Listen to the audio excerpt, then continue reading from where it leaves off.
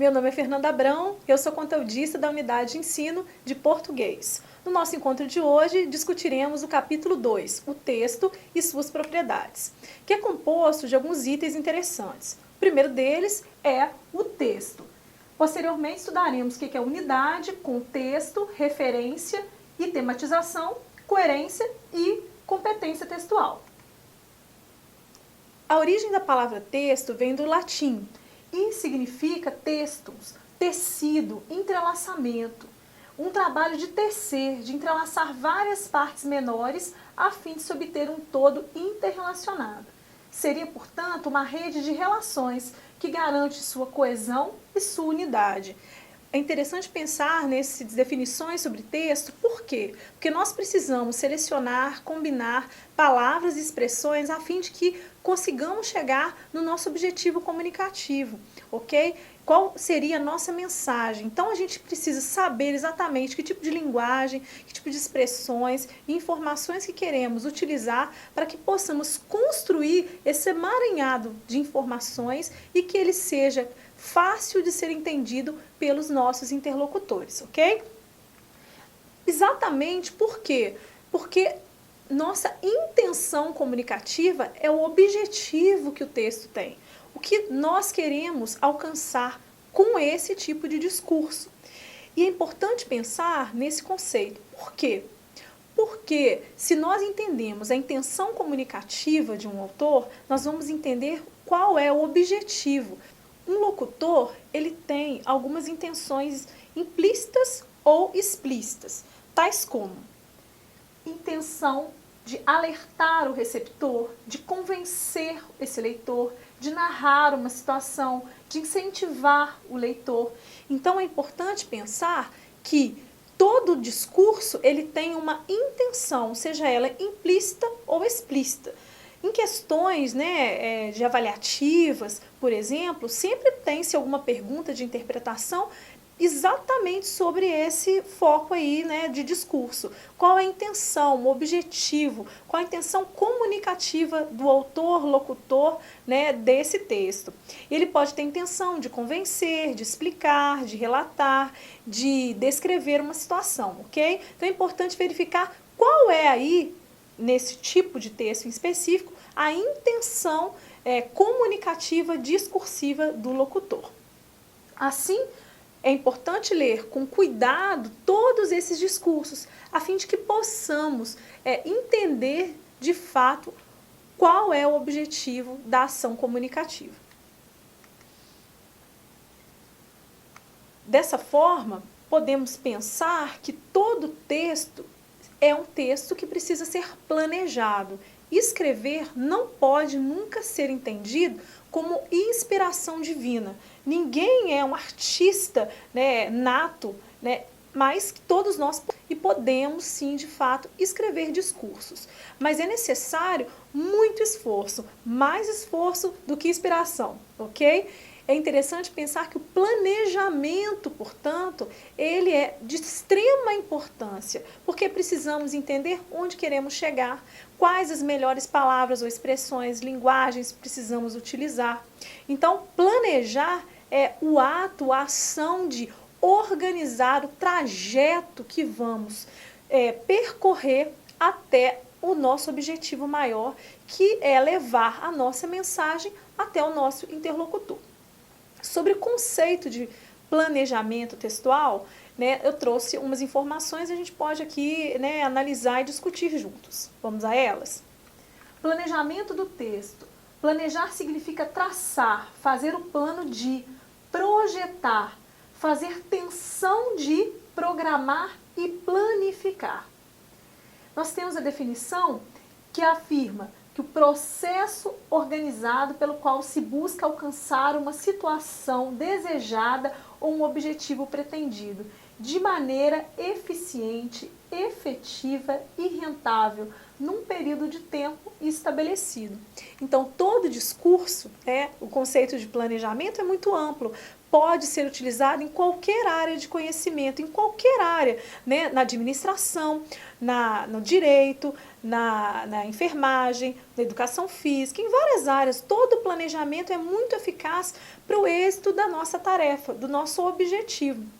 E escrever não é diferente. Ok? O planejamento é essa condução, essa seleção. É importante parar e pensar onde queremos chegar. É muito complicado tentar começar a escrever um texto sem saber nem quem é o nosso interlocutor, nem quem é ou qual é o comando daquela questão, por exemplo. Nós precisamos, de fato, entender quais elementos, precisamos fazer realmente um diagnóstico, levantar vários dados para que possamos, posteriormente, sim, escrever. Então, escrever é planejar, é pesquisar, é ler, é estudar, é esforço constante e contínuo, ok? Existem alguns fatores que podem nos auxiliar nesse processo de construção discursiva, tá? Então, os textos, eles têm fatores de textualidade. Vamos a eles? Ao produzir um texto, nós devemos levar em consideração alguns fatores, que são fatores internos e fatores externos, chamados aí de fatores linguísticos e extralinguísticos. Tais aspectos afetam a produção e recepção de textos e são chamados de fatores de textualidade. Esses fatores de textualidade, eles podem ser classificados também. Então, a gente tem fatores externos que podem interferir na compreensão de um texto e até no seu planejamento, e fatores internos desse texto também. Okay? Então, esses elementos aí, eles precisam ser compreendidos para que possamos aí ter êxito na nossa construção discursiva e para que o nosso planejamento textual ele consiga alcançar o êxito aí da construção dessa mensagem. Fatores extralinguísticos. Intencionalidade. O que é a intencionalidade? Seria o objetivo de comunicação, aquilo que o locutor pretende alcançar com o texto.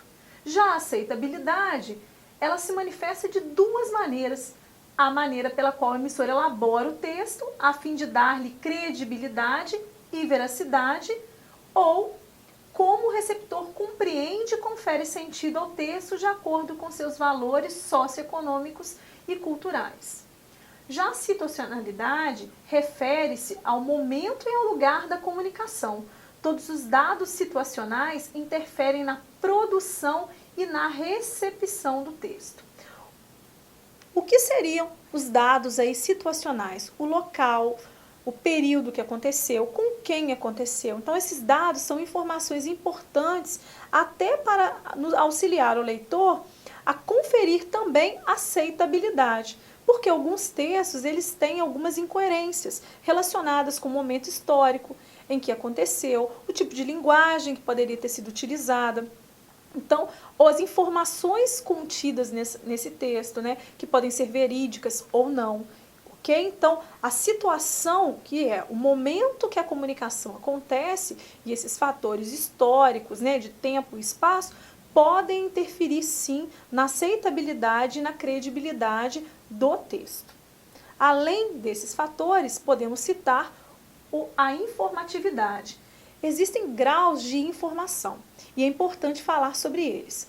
Um texto, precisamos entender que um texto ele tem que ter como foco aquele que vai receber. Já repeti isso algumas vezes aqui com vocês e discuti isso. É importante saber quem é o nosso interlocutor. Por quê? Porque o grau de informatividade é a informação que eu vou acrescer, que eu vou aumentar, que eu vou somar ao meu texto. E também vai auxiliar no repertório de aquisição de conhecimento do meu leitor. Então, se eu produzo um texto com um alto grau de informatividade, dependendo do leitor, esse texto não será compreensível. Então, nós teremos aí um problema de aceitação do texto, exatamente porque as informações que estão contidas ali têm um número muito grande, é de um número muito grande elevado, acima, às vezes, do nível de compreensão desse meu receptor. E o contrário também é verdade. quando nós temos um texto com baixo grau de informação, nossa tendência é nem continuarmos, né, a lê-lo, porque ele não nos interessa, ok? O ideal mesmo é que a gente tenha um grau mediano de informação, de informatividade. Por quê? Porque a partir desse grau mediano, portanto, precisamos compreender quem é nosso público-alvo, nós podemos acrescentar informações que não serão demasiadas e, portanto, vão atrapalhar o entendimento. E, por outro lado, não podem ser informações muito escassas, pois o texto não vai ser de interesse do leitor. Então, o grau de informatividade, ele interfere consideravelmente na aceitação do leitor e, portanto, na compreensão, né, credibilidade, né, desse texto também, né, e intenção de divulgação dessas informações, ok? O próximo item aqui a ser discutido é o texto e suas propriedades, o planejamento textual. Os fatores linguísticos aqui que nós podemos citar seriam coesão. Qual seria a definição de coesão? Faz referência a ligações que se estabelecem entre os elementos da superfície textual, organização das frases, períodos e parágrafos do texto, tendo influência na organização das ideias. A coesão do texto está relacionada basicamente com a sintaxe, com o encadeamento das informações, né? Então, eu trabalho aí numa esfera da síntese, isto é, da composição. Se eu estou construindo o texto com uma coerência, com uma regência correta, com uma concordância correta, tá? Então, com o uso aí de conectivos corretos que me auxiliam na argumentatividade, né, na minha intenção discursiva. Então, a coesão, ela trabalha numa esfera da síntese, né, da estrutura da língua, ok? Então, é muito importante relembrar alguns conceitos aí, como os conectivos, como o uso de uma boa pontuação, como a concordância, a regência das orações, que vão auxiliar no processo de coesão textual.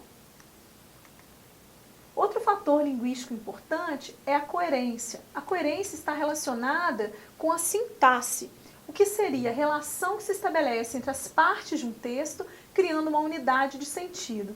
Seria uma não contradição na existência de uma continuidade semântica. Então, a coerência, ela trabalha na esfera da semântica, do sentido, né, das informações com lógica, credibilidade e que não vão atrapalhar o leitor na compreensão do discurso, ok? Então, esse é um outro fator muito importante para o processo aí de textualidade. Podemos citar também o fator de intertextualidade, que ele vai se manifestar quando um texto se remete a outro anterior a ele, né, um banco de memórias, portanto, que nos faz lembrar de outros textos dentro dele. Há vários exemplos aí de intertextos. Todos nós produzimos intertextos. Eu, conversando com vocês hoje sobre texto e propriedades, já citei alguns autores aqui que me auxiliaram no processo de construção desse meu discurso. Isso é um processo de intertexto, quando nós buscamos um referencial, né, que possa nos auxiliar a construir nossos próprios discursos, ok? Mas a intertextualidade, ela pode ser produzida de várias maneiras diferentes. Tudo vai depender da intenção do interlocutor. Qual a intenção do meu discurso, portanto? E nós vamos tratar aqui, de uma forma muito mais específica, esse fenômeno da intertextualidade. Eu posso ter várias formas de intertexto, né? Várias maneiras de fazer essa referência, né? Então, nós vamos aqui ver hoje como esses fatores de intertextualidade podem auxiliar aí na nossa compreensão da intenção discursiva, do objetivo comunicativo de um determinado texto. Pensando na intertextualidade, eu cito para vocês o que é uma epígrafe. Dentre as várias formas aí de intertexto, a epígrafe ela constitui aí uma escrita introdutória à outra. Tem como principal objetivo sintetizar o que vai ser discutido de forma analítica.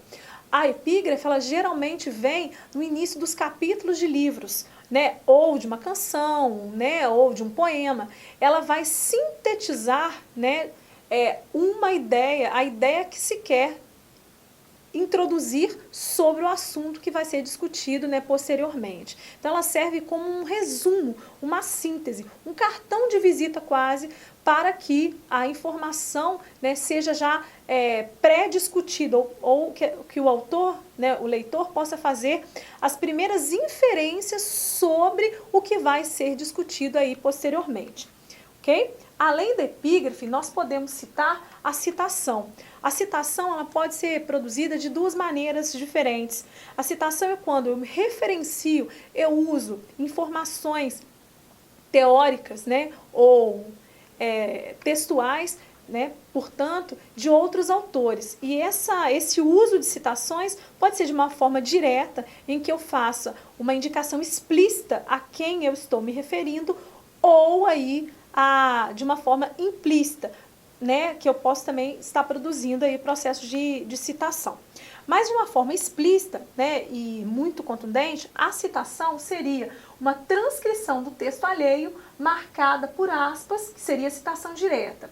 Então eu trouxe aqui um exemplo para vocês exatamente de uma citação, né? O desenvolvimento de uma estratégia de marketing envolve dois aspectos, a definição do mercado-alvo e a definição do composto de marketing, ou, mais especificamente, decisões sobre os 4 P's. Isso é uma citação da área de comunicação, na área de marketing, em que alguns autores que estão citados aqui, e o ano de publicação também, então eu referencio esses autores citando-os, fazendo um processo, portanto, também de intertexto, chamando-os para contribuir no meu processo de argumentatividade, ok?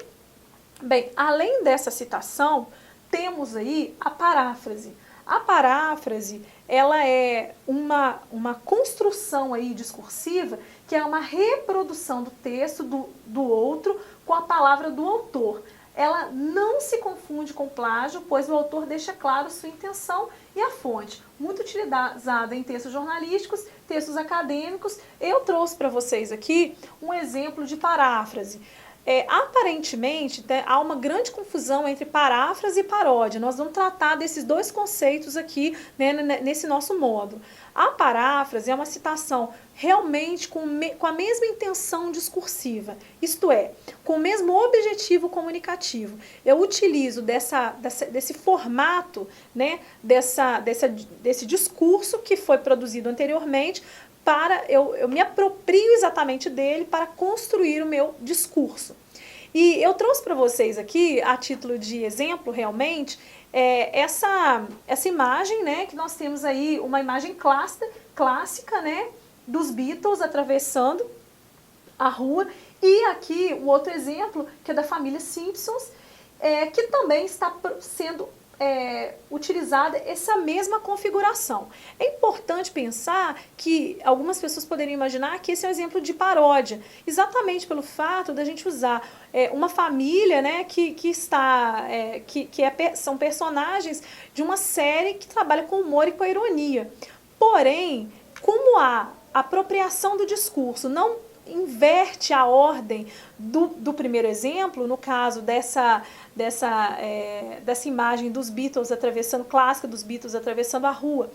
E também ela não inverte esse valor inicial, porque a família também está passando ali. Causa humor, causa o riso também, imaginar que eles estão se apropriando desse discurso. Mas é exatamente a mesma intencionalidade do que o primeiro texto, né? Eles não estão rompendo com o valor, né, do discurso original. Não há uma crítica, portanto, ao discurso primeiro, que é, no caso, a imagem dos Beatles atravessando a rua. Não há esse rompimento com essa tessitura textual, com esse discurso. Diferente da paródia. A paródia não, ela é o contrário. Ela realmente tem a intenção, como a gente vai ver aqui, de rasurar com esse discurso inicial, romper com essa intenção discursiva do primeiro locutor. Vamos à paródia? A paródia seria a forma de se apropriar aí de um texto, em lugar de endossar o modo retomado, rompe com ele, sutil ou abertamente. Ela perverte o texto anterior, visando a ironia ou a crítica. Percebem a diferença? Vamos ver aqui um exemplo muito ilustrativo que vai auxiliar você a entender a diferença entre paródia e paráfrase. Então, a paródia, ela vai trabalhar com a inversão do discurso primeiro. Ela vai romper com essa intenção discursiva. Ela vai o quê? Inverter a ordem inicial do discurso. Vamos a um exemplo clássico também, né? O texto é de Gonçalves Dias, né? Canção do Exílio. Minha terra tem palmeiras, onde canta o sabiá, as aves que aqui gorjeiam, não gorjeiam como lá. O texto paródico aqui é de Oswald de Andrade, Canção do Regresso à Pátria. Minha terra tem palmares, onde gorjeia o mar, os passarinhos daqui não cantam como os de lá. Percebem como há esse rompimento, apesar de eu também utilizar várias palavras e expressões do primeiro discurso de Gonçalves Dias, no próprio título, Oswald já vai romper com essa discursividade, ao dizer que é canção do regresso à pátria, né? Então é o inverso do que o Gonçalves Dias diz. Que o Gonçalves Dias aponta no Canção do Exílio é essa saudade da terra natal, umas lembranças positivas que ele tem do Brasil. Já o Oswald de Andrade, ele está dizendo do regresso à pátria e como é que ele está vindo novamente à sua terra. Infelizmente, ele não aponta elementos positivos. O olhar que Oswald tem como modernista é o quê? Da crítica social. Ele cita Palmares, né? Uma referência aí ao Quilombo dos Palmares, que foi um movimento da escravidão, né, no Brasil, o movimento, né, dos africanos no Brasil, tentando romper com a escravidão, né, que vigorava no país naquele período, né? Então, você percebe que há uma ruptura real ao discurso primeiro, entendem? Então, a diferença entre a paródia e a paráfrase é exatamente essa. Quando houver a ruptura do discurso original, levando à ironia, mesmo ao riso, mas que há esse rompimento, temos a paródia. Já a paráfrase, ela perpetua a intenção discursiva do primeiro modelo, né, dessa referência que está sendo utilizada.